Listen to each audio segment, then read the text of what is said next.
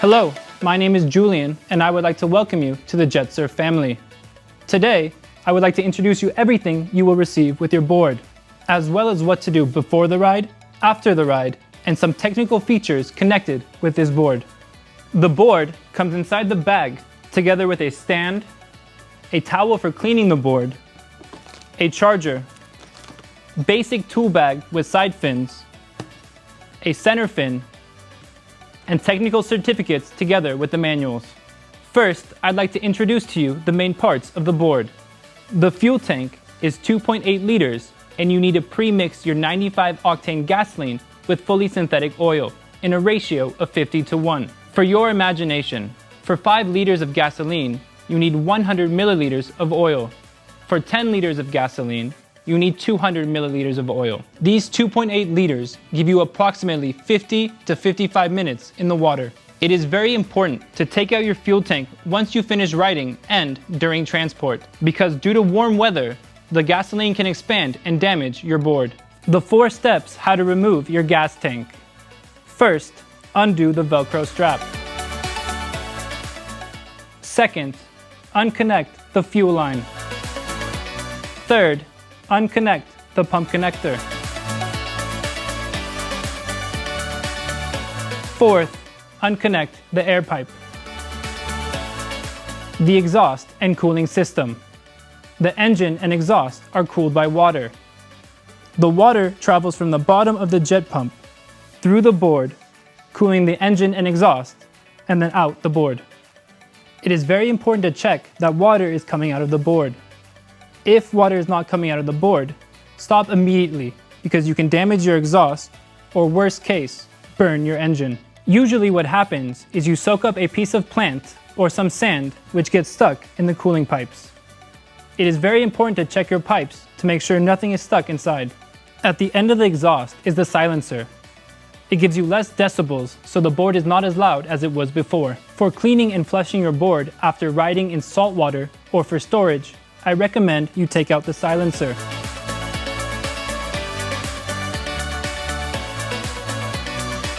Inside the exhaust is a ball that you should clean once or twice a year. The ball protects your engine against flooding.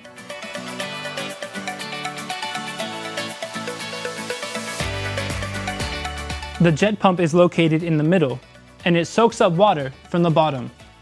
It is very important to check the water during your ride to make sure you don't soak up any plants or debris. It is very easy to recognize if this happens because your board will lose power or it will start to vibrate. The bilge pump is hidden inside the board and helps remove water from the engine space. Don't forget that it only works when the board is activated. The output of the bilge pump is located nearby the signalization. If you see water being expelled, this means the bilge pump is working and is actively trying to remove water. The electric starter. Some important information about this part. If you cannot start it 3 or 4 times in a row, do not try to start it again. You can easily overheat it or, in the worst case, burn it. The throttle controller. What is important to know about this part? If you are not riding or taking your board to the water, it is important to keep it inside the straps. If not secured, it can easily fall into the sand and it is very difficult to clean. Activation and signalization. Once you insert the shutoff key inside the controller, the board is activated. The noise you hear is the bilge pump actively trying to remove water from the board. You can find the signalization on the side of the board. There are 3 different types of signals. Green means everything is ready and you're ready to go to the water. Red means something is wrong and you should stop and inspect your board. Purple. This signal starts approximately after 20 minutes of riding in the water. If you see this signal, you should make your way back to shore if you are in the open sea or river. The ICU is the battery and computer of the board. Many of you are always asking, why do I need electricity? The starter, the bilge pump, and the signalization are all powered by electricity. This is why you need to have a battery inside. Don't forget to charge your battery. The capacity of the battery is approximately 3 hours of riding, but I recommend you charge your battery after every ride. Charging the battery is very simple. You don't have to remove the battery from the board. Just unconnect the connector and connect it to the charger. It will display two lights, red and green. The red light means it's still charging, and the green means it's fully charged. Charging the battery takes approximately 1 hour. Together with your board, you will receive a basic tool bag with side fins, and I want to show you what's inside. A blue screwdriver for the side fins, a red screwdriver for the center fin, a wrench for the spark plug, a spark plug test kit, 2 shutoff keys, a speed limiter, and a spare spark plug. The speed limiter easily screws inside the handle, limiting your maximum speed. I recommend that all children and beginners use the speed limiter to ensure they are not afraid of high speeds and to help operate the board easier. How to prepare the board for riding. First, prepare the stand and make sure it is stable. Now, let's build the stand. Simply twist the bottom to make a diamond shape. Then flip it over and pull the opposite bars. Then mount your side fins and center fin to the bottom of your board.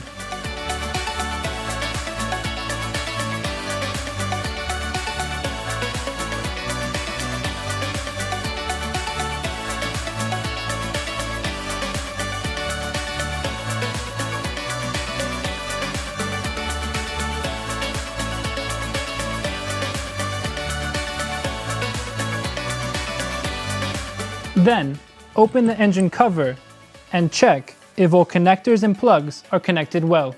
Lubricate your engine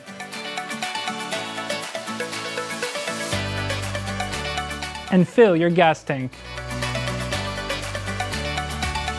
Once you have completed this, you are ready to activate your board and start the engine.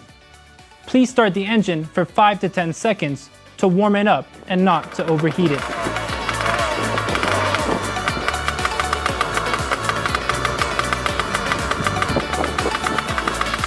The engine is cooled by water and not by air. Once you are done, put the cover back on and make sure it's secure.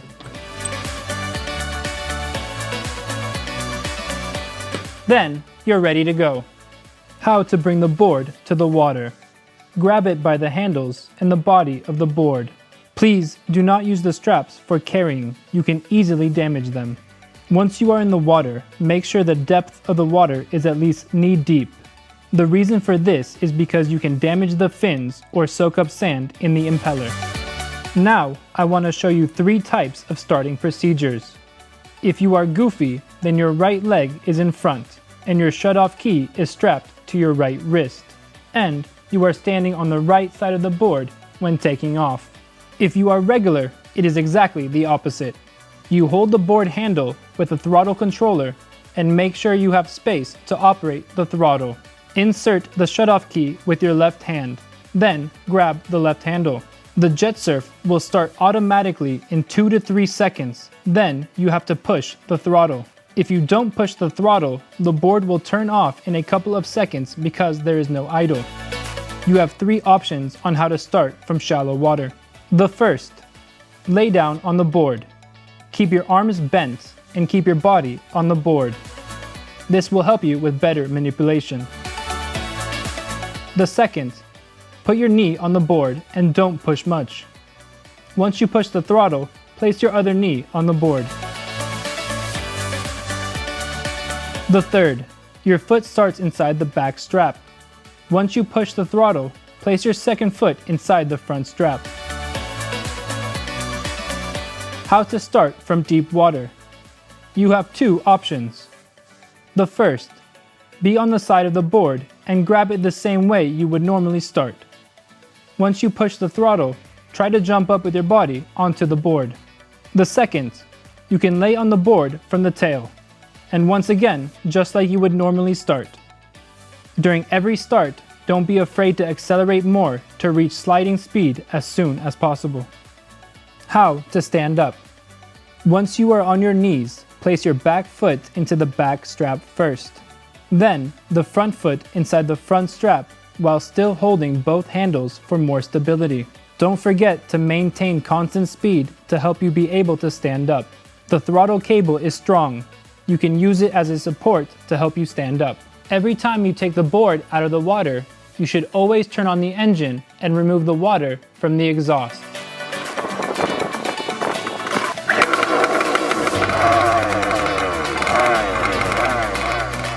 Then, you should open up the engine cover and allow it to breathe.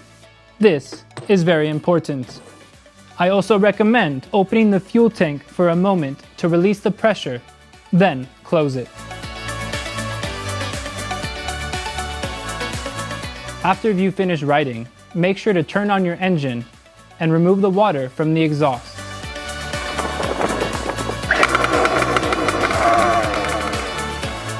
Then, open up the engine cover and visually inspect the engine space to make sure everything is still mounted well.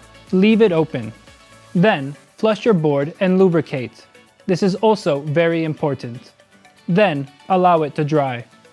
If you are riding in fresh water, all you have to do is lubricate your engine. In general, lubricate your whole engine and the bearings of the jet pump through the hose in the engine space. If you are riding in salt water, you need to flush out your engine. This is also very important. The best option is a garden hose. In general, flush your entire board. Then, put at least a liter of water inside the snorkel. Then, wash the controller. After, flush your jet pump and inside the exhaust. Once you are done, continue to the engine space. To avoid flooding the engine, cover the air intake. Once the board is completely flushed, activate your board and the bilge pump will remove the remaining water from the board. The most important part of cleaning is cleaning the engine and the exhaust. To clean the engine and the exhaust, connect the cleaning attachment to a garden hose and insert it into the jet pump. Then, turn on the garden hose. Start your engine and let the water flow for at least 2 minutes. This will make sure your board is perfectly clean.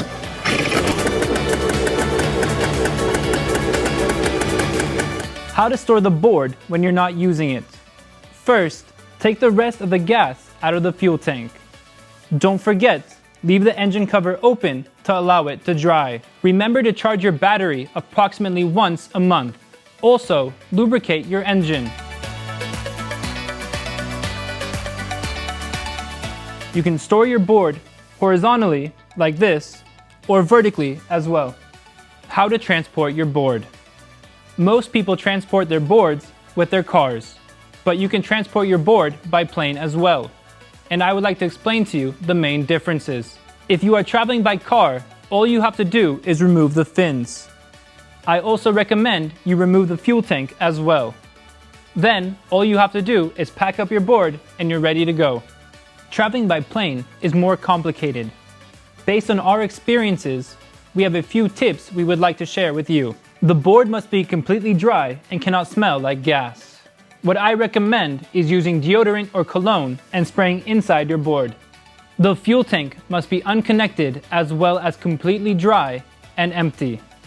Then, take out the ICU unit and place it inside your hand luggage. Don't worry, all the information is written on the ICU, so you're allowed to travel with it. Now I'm going to demonstrate how to remove the ICU to get your board ready for plane transportation. To create more space in the engine compartment, remove the fuel tank.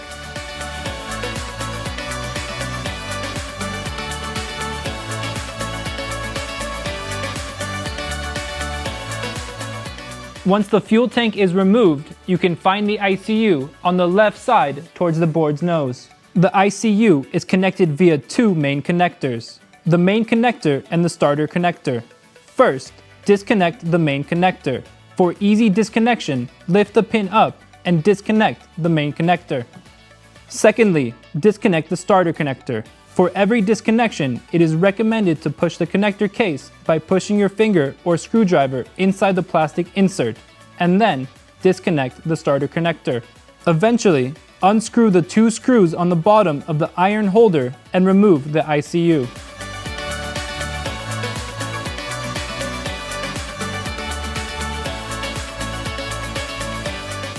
In our eShop, we offer a travel bag which maximally protects your board.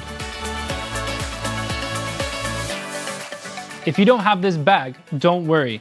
It's easy to cover your board in foam or bubble wrap to help protect it from damage.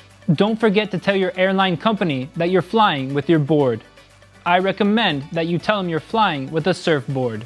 You should do this 2 days before your flight. The board is standard oversized luggage. It usually costs 30 to 200 euro, but it depends on your airline company. Once you arrive at the airport, simply go to the check-in counter and you will receive a tag. Then, take your board to the oversized luggage department. As a beginner, you will most often fight with a flooded engine. Here are some steps on what to do when it happens. First, you unclick the red cover, and then you need to unplug the spark plug boot. Then, you take out the spark plug.